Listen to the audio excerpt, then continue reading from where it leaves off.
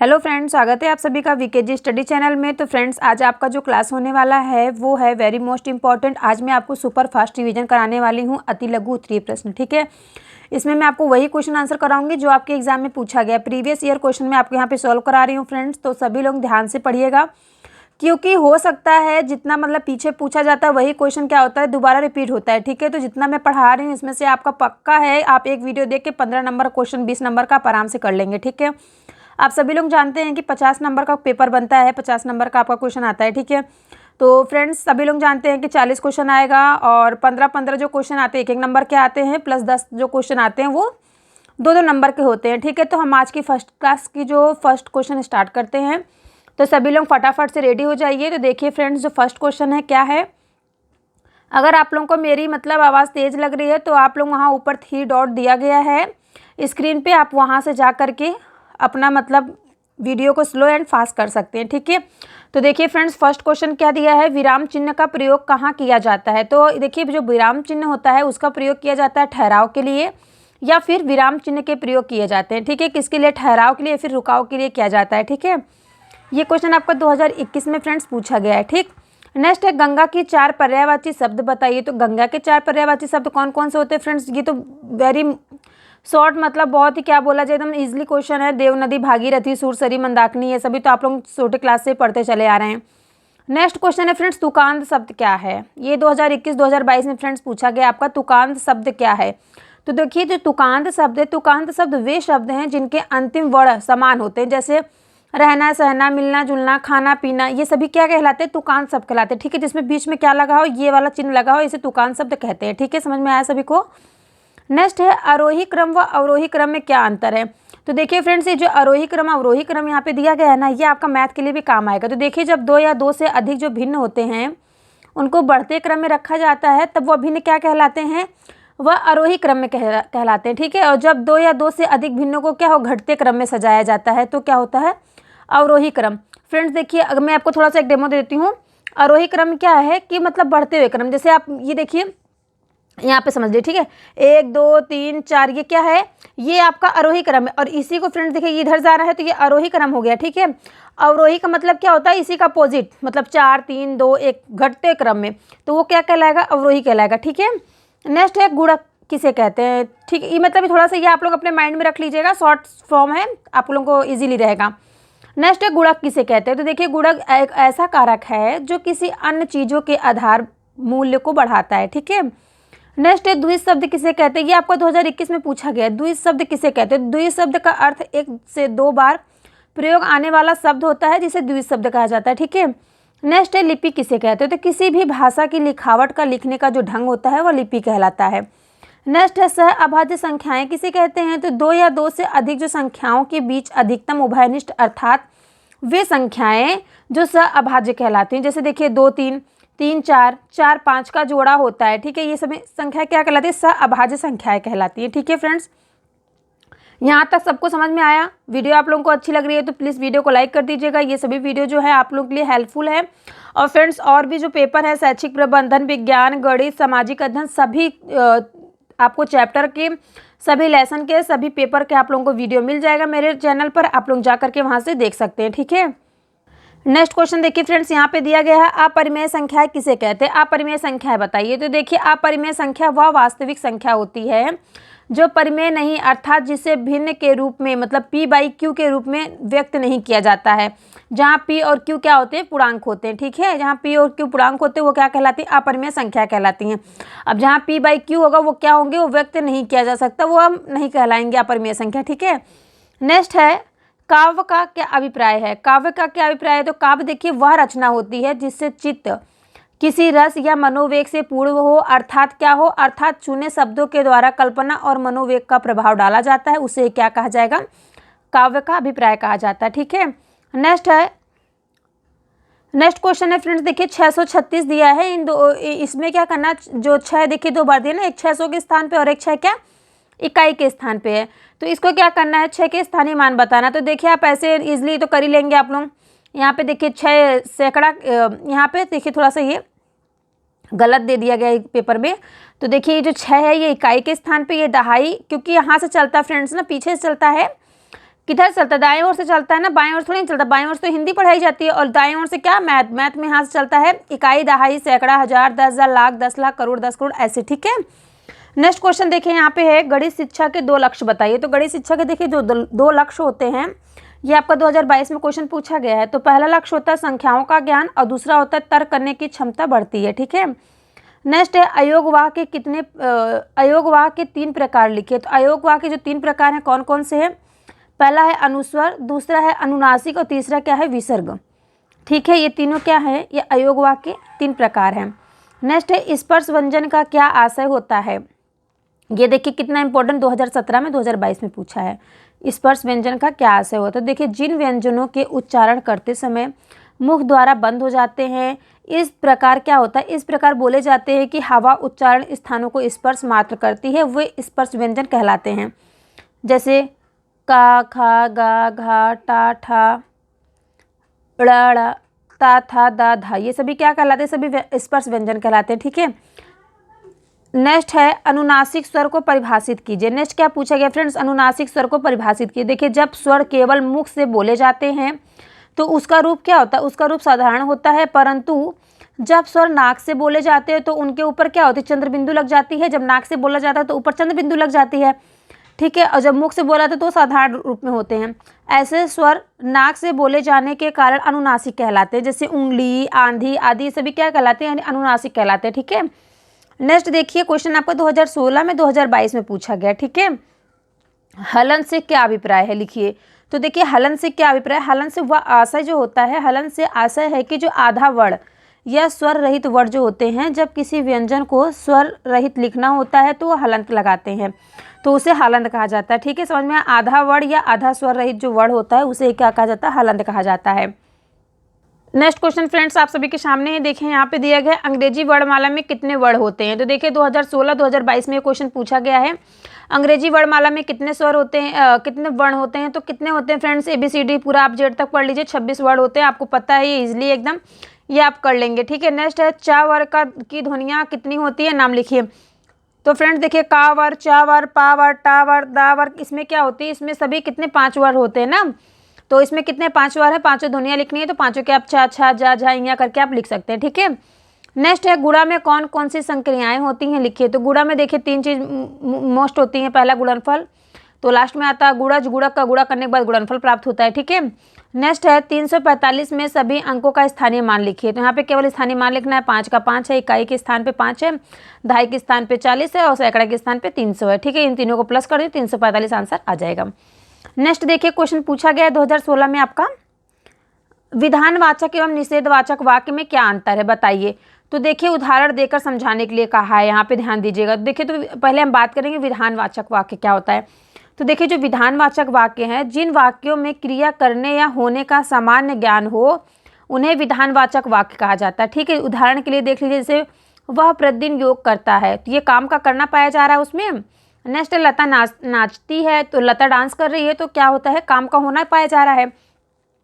Next है निषेधवाचक वाक्य किसे कहते हैं। तो देखिए जो निषेधवाचक वाक्य होता है, जिन वाक्यों में क्रिया के निषेध का ज्ञान होता है उन्हें निषेधवाचक वाक्य कहा जाता है। जैसे देख लीजिए आप एग्जाम्पल में, वह प्रतिदिन योगा नहीं करता, तो इसमें काम करना करना पाया जा रहा है।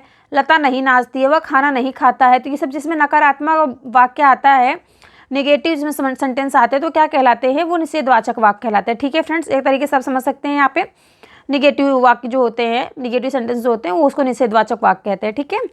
नेक्स्ट है 2016 में आपका पूछा गया है, ध्वनि के आवश्यक मूल तत्व क्या हैं। तो देखिए ध्वनि के जो आवश्यक मूल तत्व हैं, पहला है स्पष्टता। स्पष्टता का होना ध्वनि श्रवण में अत्यधिक आवश्यक है, क्योंकि यदि बोलने में स्पष्टता होगी तो सुनने वाला सुनकर उचित अर्थ ग्रहण कर सकेगा। अर्थात देखिए नेक्स्ट, पहला स्पष्टता हो गया, दूसरा क्या, सार्थकता।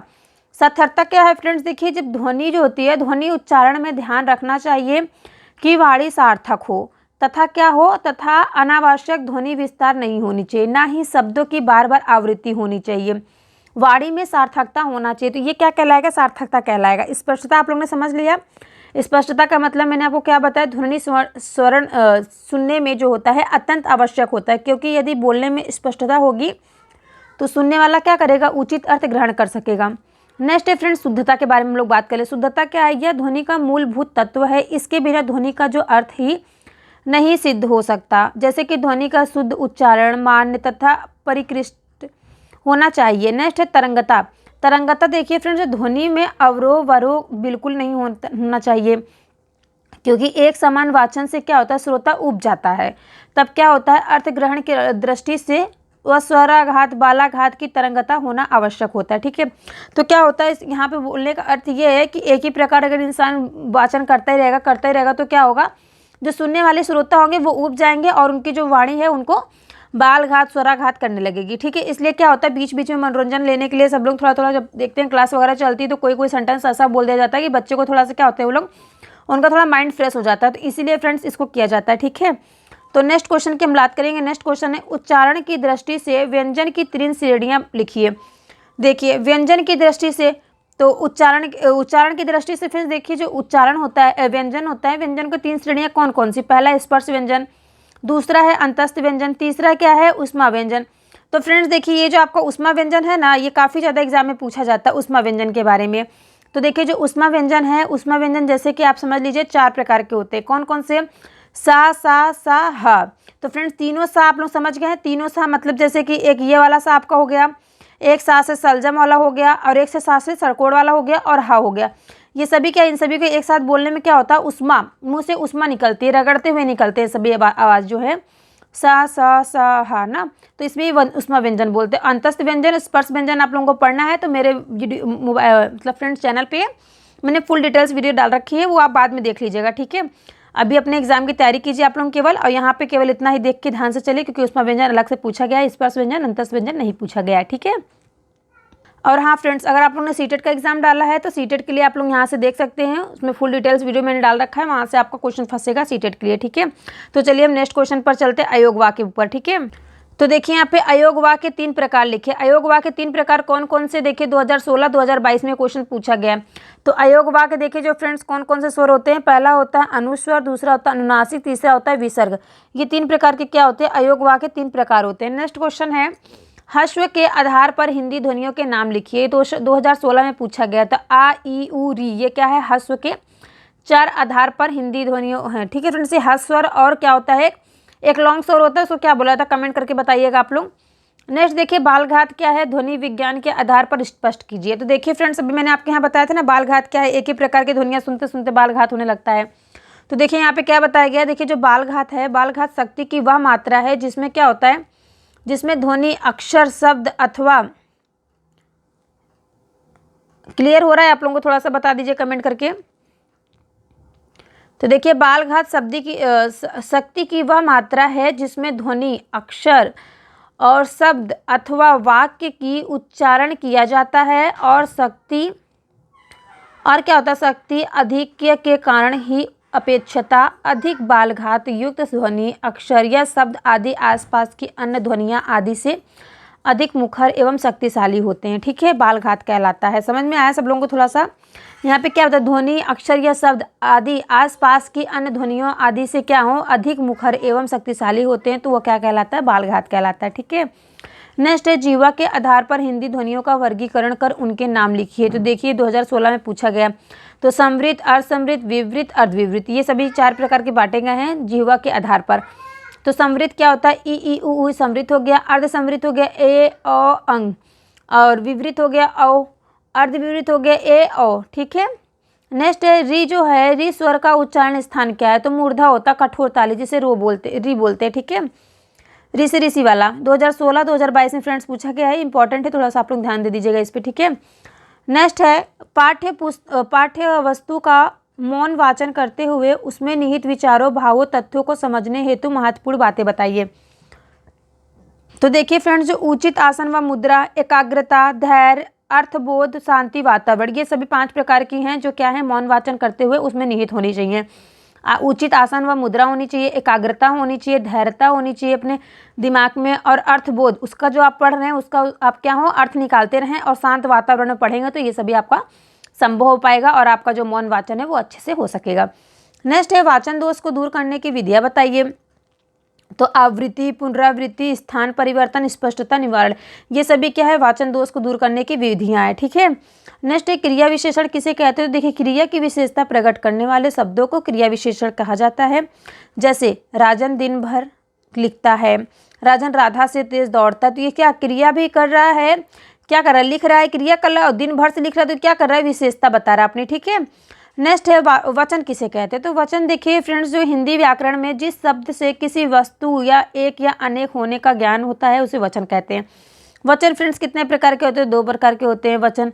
वचन 2 प्रकार कौन कौन से होते हैं, एक वचन और बहुवचन। ठीक है, वेरी इजीली है क्वेश्चन आंसर, आप लोग समझ सकते हैं।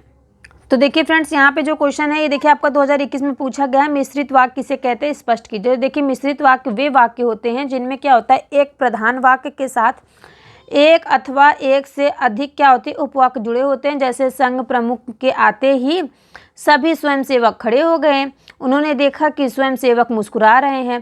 तो ये क्या हो गया, मिश्रित वाक्य हो गया। इसमें क्या क्या कितनी बातें बोल दी। देखिए, संघ प्रमुख आते हैं तो जितने भी स्वयंसेवक होते हैं क्या होते हैं, खड़े हो जाते हैं, उनको देख के क्या होते हैं, जो स्वयंसेवक होते हैं मुस्कुरा रहे हैं। तो इसमें मिश्रित वाक्य हो गया ना, 2-3 वाक्य मिला के बोल दिया, मिश्रित वाक्य कहलाते हैं। इसमें क्या है, एक ही वाक्य के साथ अथवा एक से अधिक उपवाक्य जुड़े होते हैं। ठीक है। नेक्स्ट है मूल्यांकन किसे कहते हैं। ठीक है, क्या है, नेक्स्ट क्वेश्चन पूछा गया, मूल्यांकन किसे कहते हैं। तो देखिए, मूल्यांकन क्या है, अधिगम की संप्राप्ति किसी स्तर तक पहुंची इसकी जानकारी लेना ही मूल्यांकन कहलाता है। मौलिक मूल्यांकन किसे कहते हैं। तो मौलिक मूल्यांकन वह मूल्यांकन है जिसमें व्यक्ति या विषय वस्तु के मौलिक गुणों मौलिकता की जांच की जाती है, उसे मौलिक मूल्यांकन कहा जाता है। नेक्स्ट क्वेश्चन है, प्रेक्षात्मक मूल्यांकन किसे कहते हैं। प्रेक्षात्मक मूल्यांकन किसे कहते हैं। देखिए, प्रेक्षात्मक गुणों का अंकन ही प्रेक्षात्मक मूल्यांकन कहलाता है। तो वेरी इजीली आप कर लेंगे, प्रेक्षात्मक गुणों का ही अंकन जो कहलाता है मूल्यांकन। मूल्यांकन का मतलब ये होता है अंकन करना। ठीक है, नंबर देना, किसी चीज़ का टेस्ट लेके समझ सकते हैं एक तरीके से आप लोग। तो देखिए, नेक्स्ट देखिए क्या है, संयोग परलोक निरामिष का विलोम बताइए। तो संयोग का विलोम वियोग हो गया, परलोक का लोक हो गया, और निरामिष का क्या हो गया, समिष हो गया। यहाँ पे आप लोग समझ गए।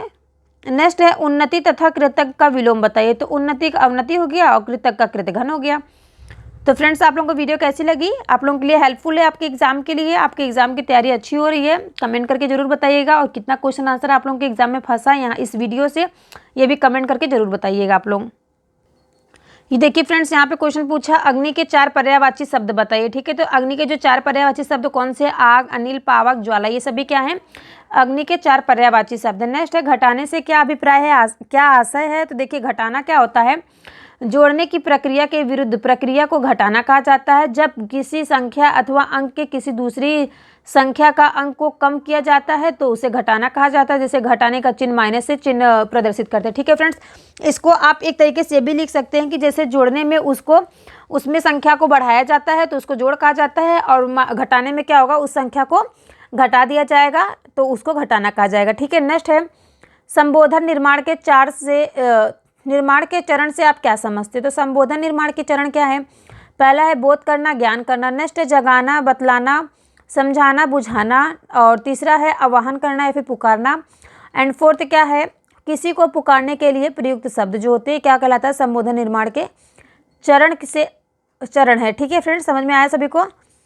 नेक्स्ट क्वेश्चन देखिए फ्रेंड्स, यहाँ पे एक मैथ का दिया गया है, क्योंकि इस पेपर का नाम ही आपका है आरंभिक स्तर पर भाषा एवं गणित के पठन लेखन क्षमता। ठीक है फ्रेंड्स, इसी का विकास करना है बच्चों के अंदर। तो आप लोग पेपर ही समझ गए आप लोग क्या है। तो देखिए यहाँ पे जो क्या क्वेश्चन दिया गया है, किसी पुस्तकालय में एक अलमारी में 725 पुस्तकें आती हैं, तब कितनी पुस्तकें हैं, यहाँ पे आप लोग देख सकते हैं 7,19,925 पुस्तकें को रखने के लिए कितनी अलमीरा की आवश्यकता होंगी। तो देखिए, एक अलमारी में 725 पुस्तकें रखी आती हैं, तो इतनी पुस्तकें रखने के लिए क्या करेंगे, इतने में से इतने को भाग दे देंगे, जो आपका आंसर आएगा वो आपका यहाँ पे आंसर हो जाएगा। ठीक है। नेक्स्ट है सरल वाक्य किसे कहते हैं। तो जिन वाक्यों में केवल एक ही क्रिया हो उसे सरल वाक्य कहा जाता है। जैसे रतन पुस्तक लिखता है, मोहन चाय पीता है। तो यहाँ पे क्या हो रहा है, रतन केवल एक ही पुस्तक लिख रहा है ना, और मोहन चाय पिएगा तो एक ही कप चाय पिएगा। तो यहाँ पे क्या है, केवल एक ही क्रिया का होना पाया जा रहा है, तो ये सरल वाक्य कहलाएगा। नेक्स्ट देखिए, संयुक्त वाक्य किसे कहते हैं। तो देखिए फ्रेंड्स, अभी मैंने आपको बताया संयुक्त वाक्य 2020 में आपका पूछा गया है। वह वाक्य जिसमें 2 या 2 से अधिक उपवाक्य हों और ये उपवाक्य किसी संयोजक जैसे और, आदि, लेकिन, किंतु, परंतु द्वारा जुड़े हों संयुक्त वाक्य कहलाते हैं। जैसे आप एग्जाम्पल देख सकते हैं, मोहन को घर जाना चाहिए किंतु क्या है, वह नहीं गया। अब क्यों नहीं गया, क्या बात है, तो ये फ्रेंड्स देखिए संयुक्त वाक्य कहलाएगा। ठीक है, नेक्स्ट है वर्ण अक्षर किसे कहते हैं, 2021 में पूछा गया। वर्ण का अर्थ बताइए, या 2020 में पूछा गया। ठीक है, तो देखिए वर्ण वे शब्द होते हैं जिनके खंड खंड न किए जा सके, अखंड मूल ध्वनियां ही वर्ण कहलाती हैं। ठीक है, नेक्स्ट है प्राकृत संख्या किसे कहते हैं। तो देखिए फ्रेंड्स, जब प्राकृत संख्या आपके यहाँ पूछे ना, ये आपका सीटेट में भी पूछा है, टेट में भी पूछा है, तो ये आपका इंपॉर्टेंट है, आप यहाँ पे भी ध्यान से पढ़े। देखिए प्राकृत संख्या किसे कहते हैं, 2018 2020 दो बार यहाँ भी पूछा गया है। तो गणित में 1 2 3 आदि संख्याओं को प्राकृत संख्या कहते हैं। ये संख्याएं क्या होती हैं, वस्तुओं को गिनने अथवा क्रम में रखने के लिए प्रयुक्त की जाती हैं। ठीक है, नेक्स्ट है विकारी शब्द किसे कहते हैं, आपको 2016 2020 में पूछा है। तो जिन शब्दों के प्रयोग लीन वचन व कारक के कारण के अनुसार परिवर्तन आ जाते हैं उन्हें विकारी कहा जाता है। नेक्स्ट क्वेश्चन देख रहे हैं फ्रेंड्स, आपके सामने स्क्रीन पे देखें, यहाँ पे जो नेक्स्ट क्वेश्चन पूछा गया 2020 में 2021 में, ये सभी क्वेश्चन आपको मैं केवल सॉल्व करा रही हूँ। तो देखिए हिंदी भाषा सीखने के प्रमुख अंग कौन कौन से हैं, तो देखिए सुनना, बोलना, पढ़ना, लिखना, ध्वनि, वर्ण, वाक्य, अर्थ, ये सभी क्या हिंदी भाषा सीखने के लिए क्या है, सभी काफ़ी ज़्यादा लाभदायक होते हैं और प्रमुख अंग हैं। ठीक है, तो फ्रेंड्स ये जो आपका वीडियो है काफ़ी ज़्यादा आप सबके एग्जाम के लिए हेल्पफुल रहेगा।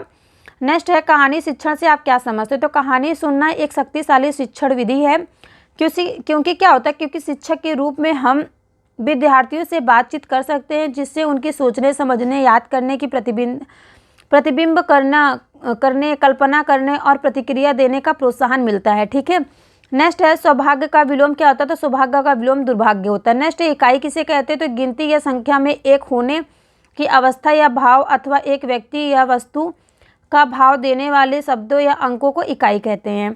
नेक्स्ट है अंक का स्थानीय मान किसे कहते हैं, तो देखिए जो अंक का स्थानीय मान होता है, जैसे अंक के स्थान माना, स्थानीय मान का अर्थ होता है वह अंक किस स्थान पर है, जैसे इकाई, दहाई, सैकड़ा, हजार, 10,000, मैंने आपको पहले भी बताया है पहले क्वेश्चन में। तो अंक सहित मान ही स्थानीय मान कहलाता है। जैसे 346 का स्थानीय मान यहाँ पे कैसे निकाला फ्रेंड्स देख सकते हैं, मैंने आपको भी बताया एक बार पहले वीडियो में। नेक्स्ट है आरोही क्रम किसे कहते हैं, तो मैंने आपको पूरा अच्छे समझा दिया। आरोही क्रम देख रहे हैं जैसे बढ़ते हुए क्रम में, अवरोही क्रम का फ्रेंड्स इसी का उल्टा हो जाए, घटते हुए क्रम में। नेक्स्ट संख्या पूर्व तैयारी से आप क्या समझते हैं, तो बच्चों को संख्या का ज्ञान कराने से पहले खेलों और क्रियाओं के माध्यम से बच्चों को संख्या के विषय में सिखाना ही संख्या पूर्व तैयारी कहलाएगी।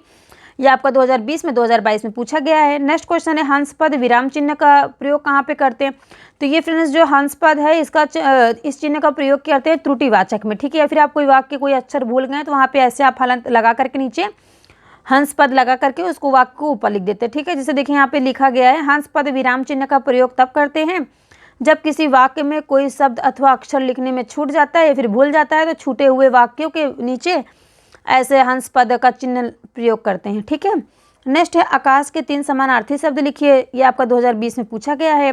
तो जो आकाश का समानार्थी शब्द होता है जैसे गगन, नभ, आसमान, व्योम, अमर, ये सभी हो गया। नेक्स्ट है लेखन किसे कहते हैं, ये आपका 2019, 22, 16 देखिए कितनी बार पूछा गया है। लेखन का अर्थ क्या है, तो जब मन के भावों एवं विचारों को लिपिबद्ध करते हैं तो इस प्रकार की जो अभिव्यक्ति होती है उसको लेखन कहते हैं। तो फ्रेंड्स आप सभी का जो एग्ज़ाम है वो 11 तारीख को है। ऑल द बेस्ट, सभी लोग खूब अच्छे से अपना पेपर दीजिए और पेपर देने के बाद कमेंट करके जरूर बताइएगा कि आपका इस वीडियो में से कितना क्वेश्चन आंसर आपका फंसा। ठीक है, तो आप लोग जरूर कमेंट करके बताइएगा। आप सभी का पेपर खूब अच्छा हो, आप सभी का खूब अच्छे से अपना पेपर लिख के आए। धन्यवाद।